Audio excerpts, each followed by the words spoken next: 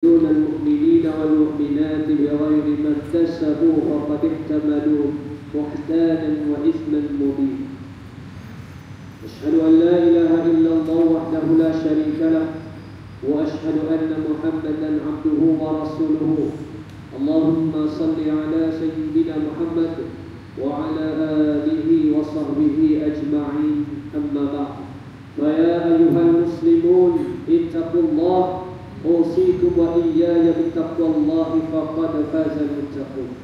قال الله تعالى: يا أيها الذين آمنوا اتقوا الله حق تقاته ولا تموتن إلا وأنتم مسلمون.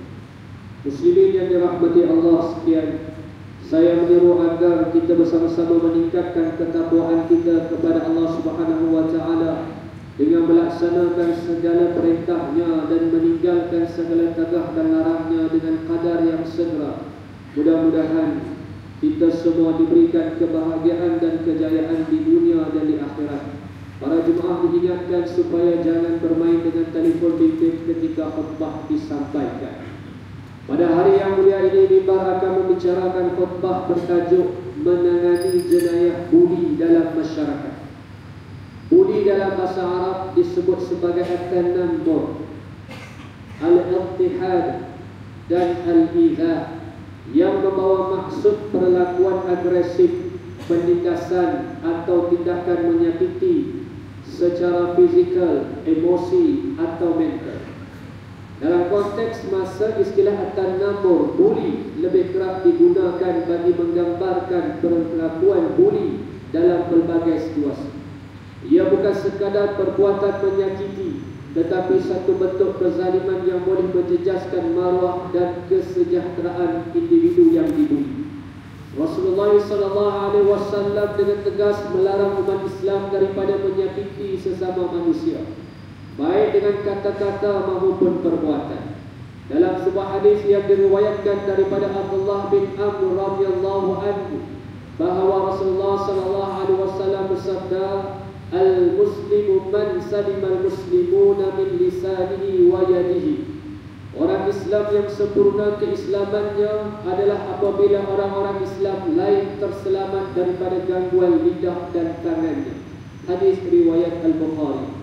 Pada zaman jahiliyah, konsep buli tidak seperti yang kita fahami pada hari ini, tetapi ia tetap wujud dalam bentuk penindasan terhadap golongan lemah, kezaliman berdasarkan status sosial, kekerasan antara suku kaum, serta penghinaan dan penganiayaan terhadap anak perempuan. Begitu juga berlakunya penyalahgunaan kuasa dan normalisasi golongan yang kuat menindas golongan yang lemah tanpa rasa belas ihsan.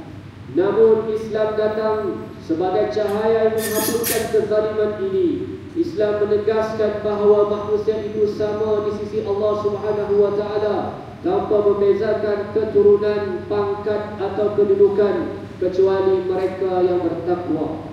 Allah Subhanahu wa taala berfirman dalam surah Al-Hujurat ayat 13 yang bermaksud, sesungguhnya yang paling mulia antara kamu di sisi Allah ialah orang yang paling bertakwa, bukan yang lebih keturunan atau bangsanya.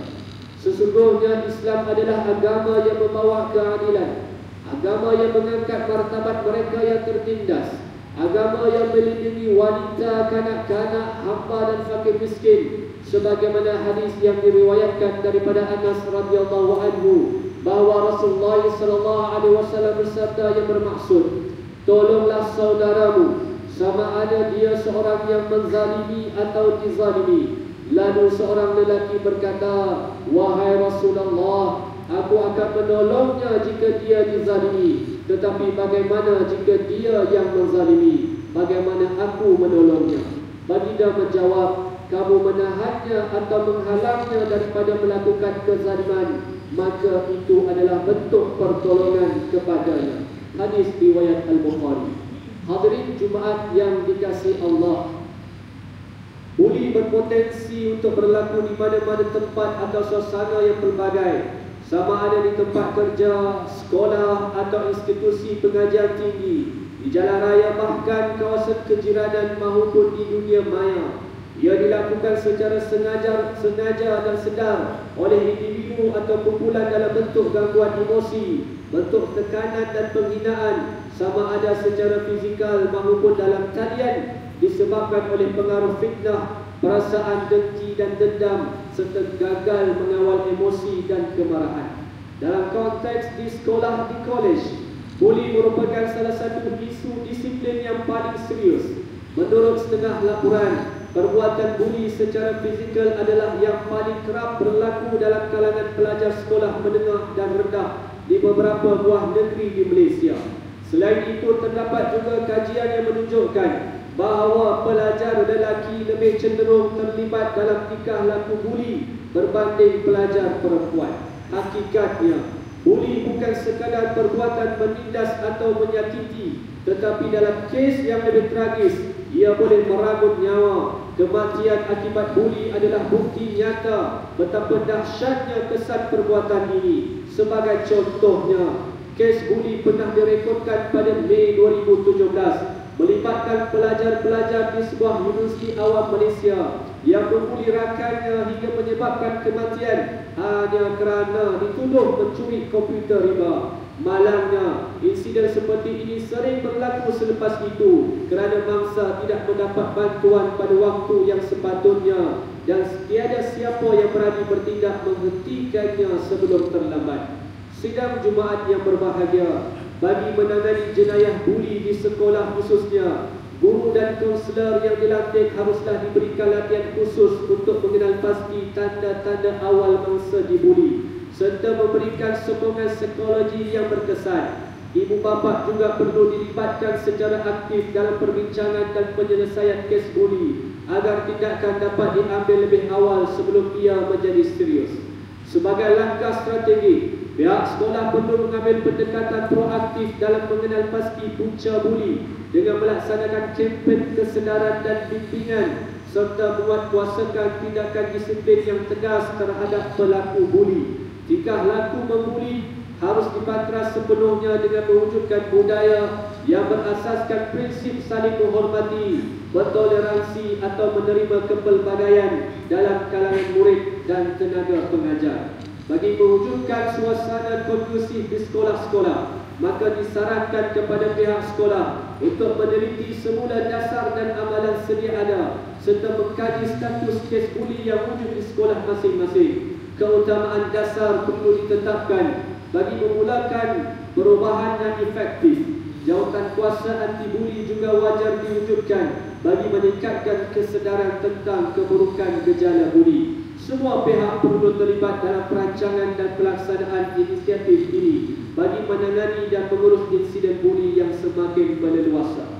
Sidang hadirin Jumaat yang dimuliakan, bagi meningkatkan hubungan positif antara pihak sekolah, ibu bapa dan komuniti, maka strategi berkesan yang telah dirancang bersama haruslah diterapkan, termasuklah menggalakkan sokongan rakan sebaya serta memperkukuh peranan guru untuk diangkat sebagai teladan di sekolah. Dalam proses ini, pemimpin utama di sekolah, sama ada pengetua ataupun guru besar, memainkan peranan yang amat penting dalam memastikan kejayaan inisiatif pencegahan buli. Sokongan daripada masyarakat semua dan kerajaan turut memainkan peranan penting dalam menangani isu ini. Penyediaan talian bantuan atau kaunseling bagi mangsa serta galakan untuk mereka melaporkan kejadian tanpa rasa takut adalah antara langkah yang perlu diambil. Dalam semua aspek ini, penglibatan pemimpin amat diperlukan untuk memainkan peranan aktif dalam mencegah dan menangani jenayah buli. Masalah buli dalam sesebuah komuniti bukan tanggungjawab individu semata-mata, tetapi memerlukan usaha secara bersama daripada semua pihak. Dengan sokongan yang kukuh dan tahap kesedaran yang tinggi, insya-Allah jenayah buli dapat dikurangkan sehingga akhirnya dapat menjadikan masyarakat kita hidup lebih aman, selamat dan harmoni. Hadirin Jumaat yang dikasihi Allah sekalian, mengakhiri khutbah pada hari ini, marilah kita mengambil beberapa pengajaran untuk dijadikan panduan dalam kehidupan seharian. Pertamanya, umat Islam hendaklah menyedari bahawa Islam melarang keras sebarang bentuk penindasan, penghinaan atau perbuatan yang menyakiti orang lain sama ada secara fizikal, lisan maupun emosi. Keduanya umat Islam hendaklah sentiasa beringat bahawa perbuatan menzalimi orang lain bukan sahaja membawa keburukan di dunia, tetapi juga akan dipertanggungjawabkan nanti di akhirat. Yang ketiganya, kita umat Islam hendaklah prihatin terhadap keadaan saudara sekelilingnya kerana berdiam diri terhadap kezaliman dan membiarkannya berterusan seperti bersubahat dalam dosa. A'udzu billahi minasyaitonir rajim. Kuntum khayra ummatin ukhrijat lin-nasi ta'muruna bil ma'ruf wa tanhauna 'anil munkari wa tu'minuna billah. Walau amana ahlul kitab lakana khayran lahum minhumul mu'minuna wa aktsaruhumul fasiqun. Kamu wahai umat Muhammad adalah sebaik-baik umat yang dilahirkan bagi faedah umat manusia, kerana kamu menyuruh berbuat segala perkara yang baik dan melarang segala perkara yang salah, yang buruk, yang keji. Serta kamu pula beriman kepada Allah, yakni dengan sebenar-benar iman. Dan kalaulah ahli kitab Yahudi dan Nasrani itu beriman sebagaimana yang semestinya, tentulah iman itu menjadi baik bagi mereka. Tetapi ada di antara mereka yang beriman dan kebanyakan mereka adalah orang-orang yang fasik. Surah Ali Imran ayat 110. Barakallahu li wa lakum fil Qur'anil azim wa nafa'ani wa iyyakum bima fihi minal ayati wa dzikril hakim. وتقبل مني ومنكم تلاوته إنه هو السميع العليم. أقول قولي هذا وأستغفر الله العظيم لي ولكم ولسائر المسلمين والمسلمات فاستغفروه إنه هو الغفور الرحيم.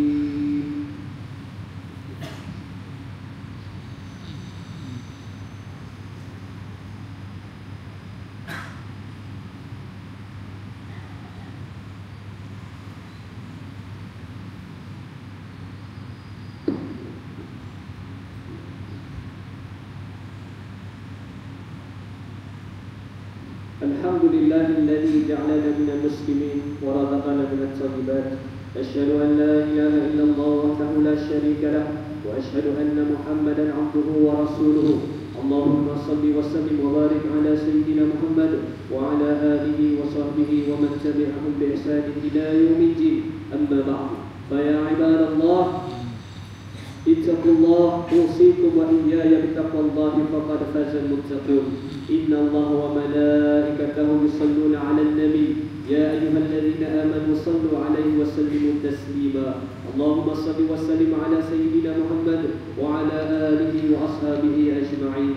اللهم اغفر للمسلمين والمسلمات والمؤمنين والمؤمنات الأحياء منهم والأموات إنك سميع قريب مجيب دعوات ويا قاضي الحاجات. اللهم أصلح أئمة المسلمين وولاة أمورهم وجميع المسلمين. اللهم إنا نسألك ونتوسل إليك بنبيك الأمين ونسألك بأسمائك الحسنى وصفاتك العظمى أن تحفظ بعين عنايتك ربانية وبحفظ خلقك الصمدانية جلالة ملكنا المعظم سلطان سلامور سلطان شرف الدين إدريس شاه الحاج ابن المرحوم سلطان صلاح الدين عبد العزيز شاه الحاج. اللهم عدم الأون والهداية والتوفيق والصحة والسلامة منك لوعي أهل سلامور تنكو أمير شاه ابن السلطان شرف الدين إدريس شاه الحاج في أمن وصلاح وعافية بمنك وكرمك يا ذا الجلال والإكرام. اللهم عدل أمرهما مصلحين والمنصفين ورعية والبلاد وبلغ مقاصدهما لطريق الهدى والرشاد. Ya Allah, jadikanlah kami antara hamba-hamba-Mu yang menjaga amanah. Wahkalah iman kami agar menjauhi perbuatan khianat. Jauhkanlah kami termasuk golongan yang mengabaikan tanggungjawab. Jauhilah negeri dan negara kami daripada kehancuran disebabkan perbuatan rasuah, penyelewengan dan salah guna kuasa. Serahkanlah tanggungjawab memimpin negara kami kepada hamba-Mu yang amanah dan jujur, serta tegas lagi berani menegakkan kebenaran dan melaksanakan keadilan berlandaskan syariat. Ya Allah, jadikanlah masjid dan surau di negeri Selangor rumah-rumah-Mu yang aman, mempersatukan dan menjadi nadi kekuatan ummah. Ya Allah, lindungilah umat Islam dan Masjidil Aqsa di Palestin. Peliharalah mereka daripada kezaliman dan kejahatan. Kurniakanlah mereka ketabahan, kekuatan dan kemenangan. Ya Allah, kukuhkanlah pegangan akidah umat Islam di negeri ini, akidah yang berteraskan Ahlus Sunnah wal Jamaah, yang berada di atas jalan Nabi Muhammad sallallahu alaihi wasallam dan para sahabat radhiyallahu anhum, serta jauhkanlah kami daripada segala fitnah yang boleh menggugah kesatuan dan perpaduan umat Islam. Rabbana hab lana min azwajina wa dhurriyyatina qurrata a'yun waj'alna lil muttaqina imama. Rabbana atina fid dunya hasanah wa fil akhirati hasanatan wa qina azaban nar.